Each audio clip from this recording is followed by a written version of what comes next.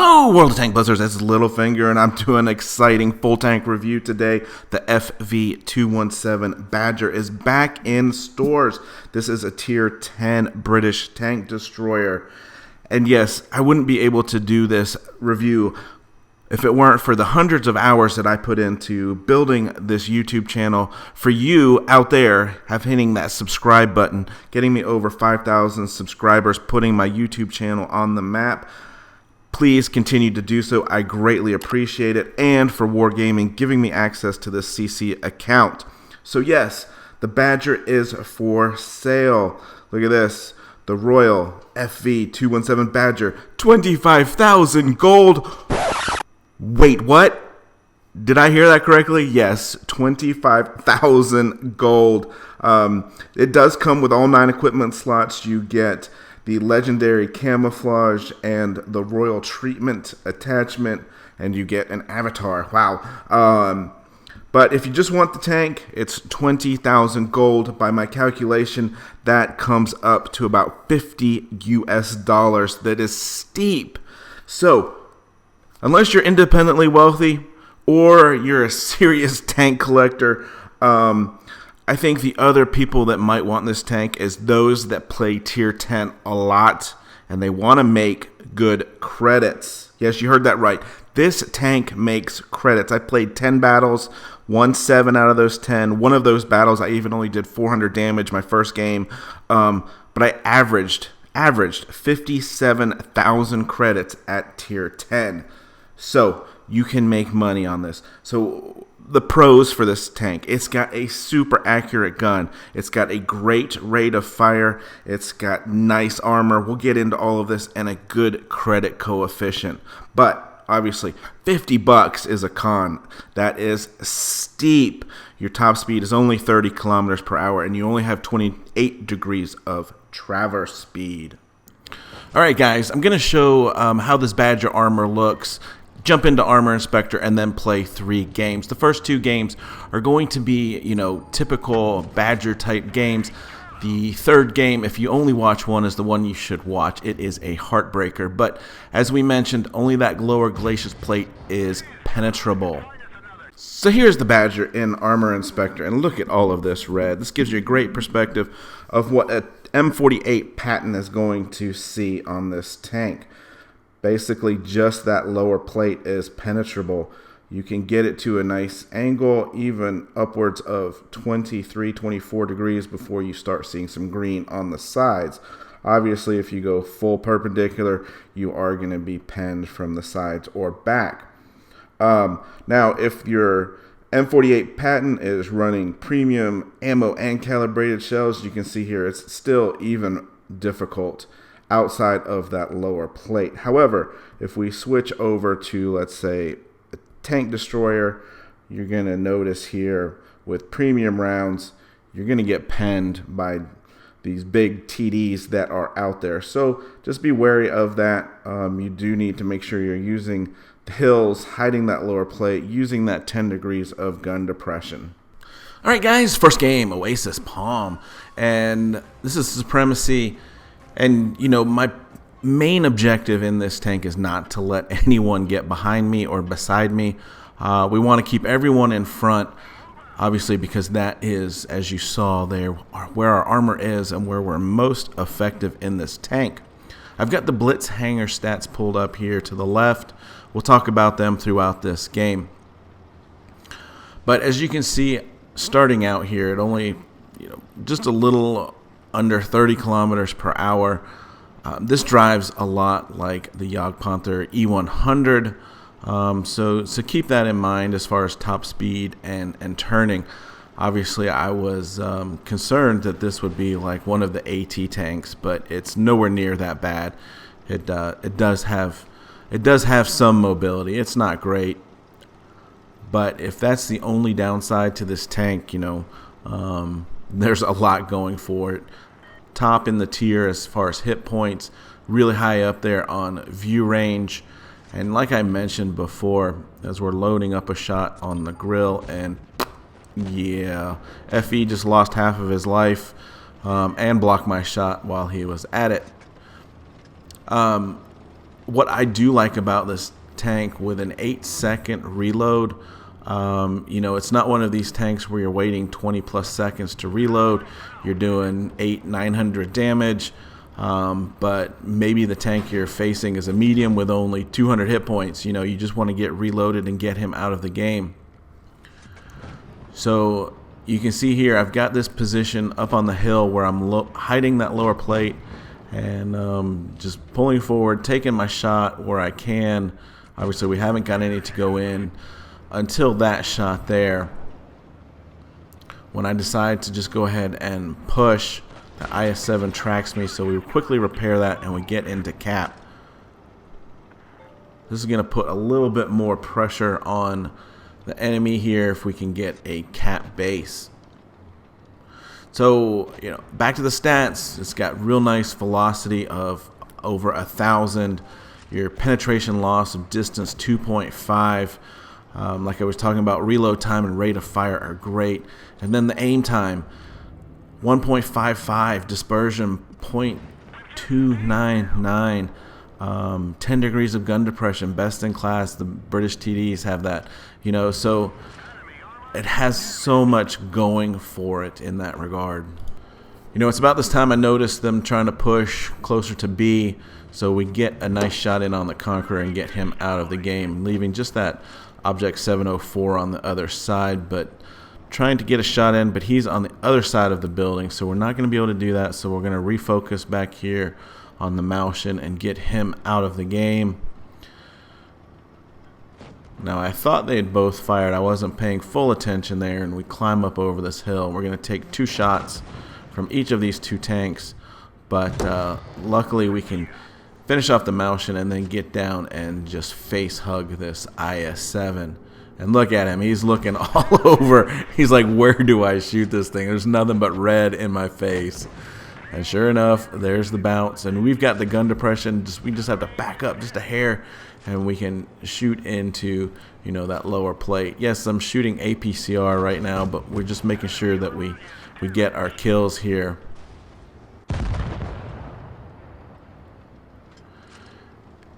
And so we've blocked 1380 in damage, and we've done 2300 in damage ourselves. So it's not a super high damage game here, but as you saw, I was out front, which hopefully allowed the tanks behind me to get shots in without taking those shots themselves. 4-on-2 at the moment, and we're just closing in on the Object 704 here and try to rush a shot and bounce that off his gun mantlet, but there we go, able to keep him from shooting the FV, and we finished that game off with just 2 kills. But look at this, 44,000 credits, and I shot several rounds of APCR.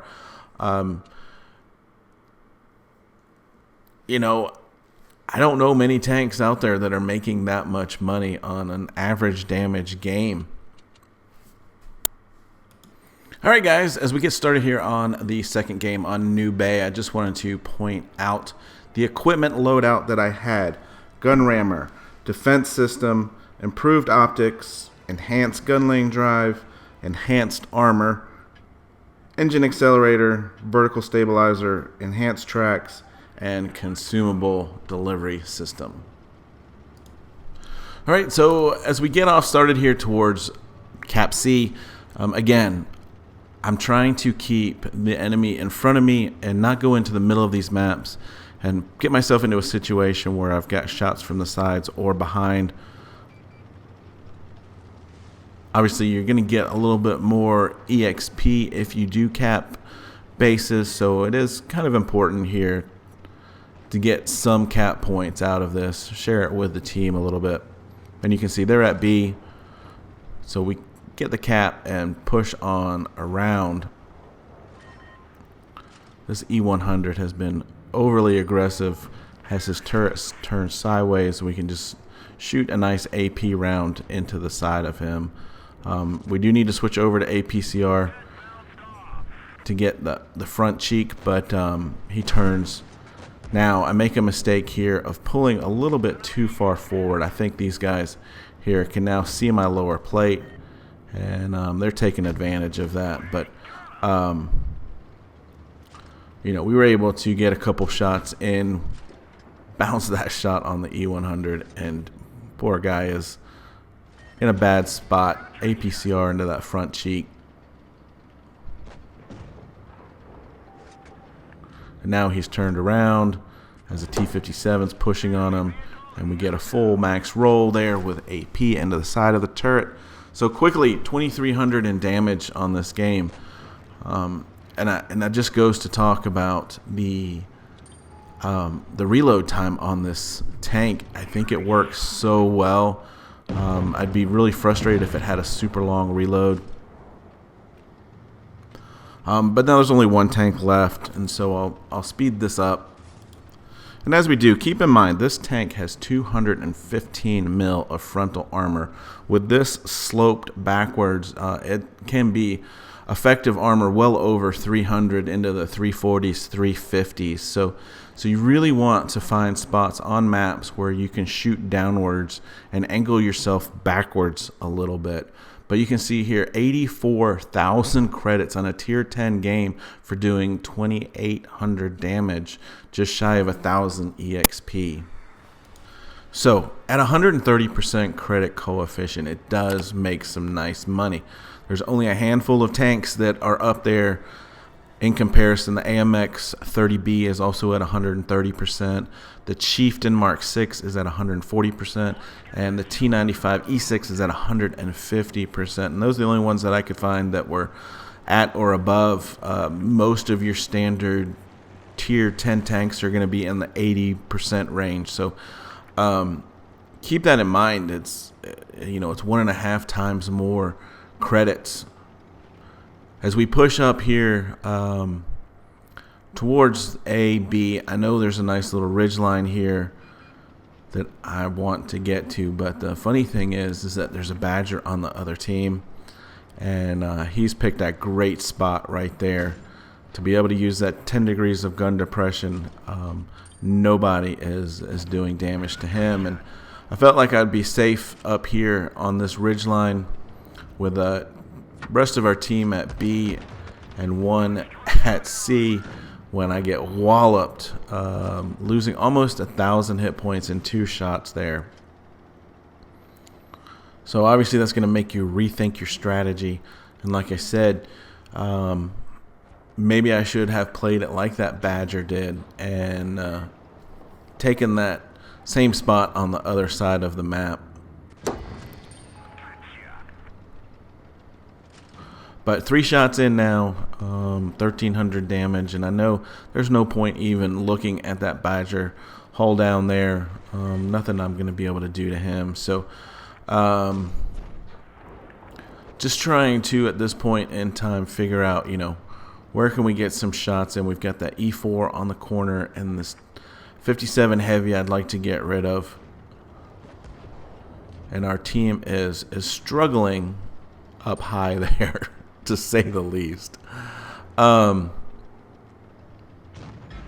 I think about moving up to B, and I'm noticing that E4 is starting to move. So we can come up here on this ridgeline, and we'll make him think twice about that with a full roll 575.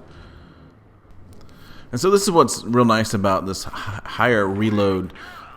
You can get a couple shots in there before he is able to fully get back. APCR, one more shot, leaving him on a 1 shot. Now he's going to do a real nice job here of bouncing back and forth. And this is going to be my nemesis at the end of the game. I get tired of waiting here and just throw 1 shot in there, but it's a little short. And now I'm going to give up because he's obviously no longer spotted.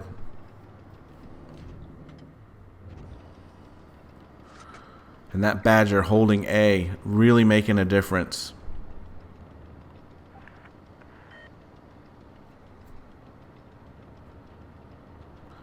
So C's getting capped. So you can see here the struggles with the mobility. Again, it's no AT. but it is a little slow. 30 kilometers per hour, 28 degrees of rotational speed degrees per second there. Thankful to get that shot into the T-62A for our second kill.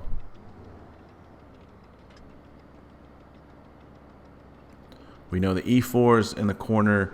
Badger is making his move.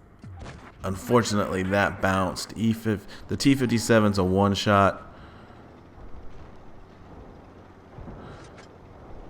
There goes our E100. So now it is 5-on-3. Gorilla's capping B. Badger's taking a good bit of damage, having come out of that really nice spot. And we're going to push on him and trade shots.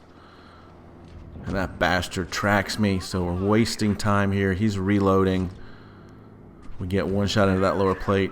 Try to back away enough, but he gets it in there.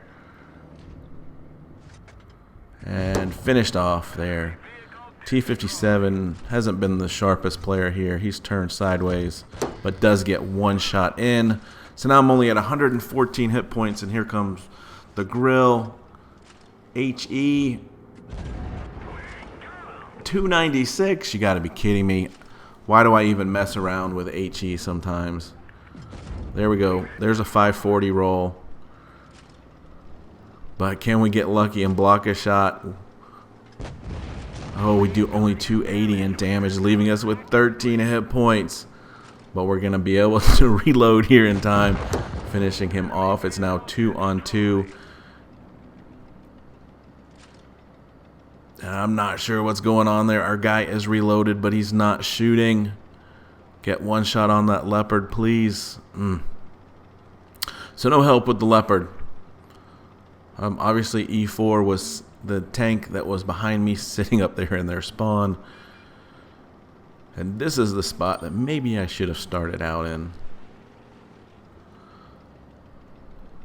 We've got 5 kills. The game is close. They're catching us in cap points. There's a nice full roll. Leopard's going to go for it, but I'm going to pull forward and not let him get that gun depression, and he bounces. 6 kills, 5,791 damage, and he's capping A, and all he has to do is throw in an HE shot. So trying to bait something. Shoot, miss.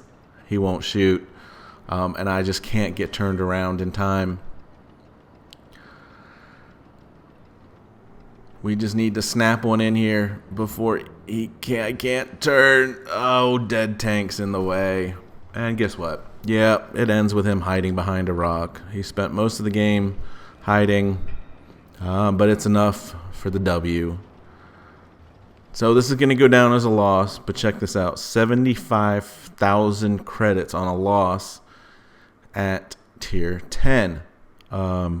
So obviously, you can see that this is a really strong tank if played properly. You can't let this armor get to your head and think you can just roll straight forward into tanks. You can't do that.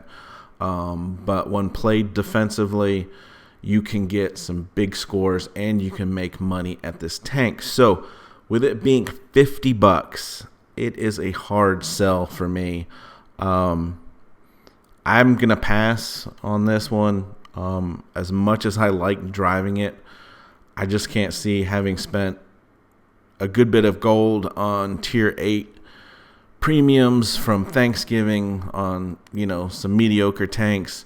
Had I known this was coming out, I probably would have saved my gold and used it for this tank. So, like I said, if you're a tier 10 player and you love playing that tier, this is a wonderful, great tank. So with that, guys, I hope I informed you enough to make a decision on your own. And please hit that subscribe button. Really helps me out. And as always, have fun out there. Stay safe. Get educated. Not fingered. Littlefinger out.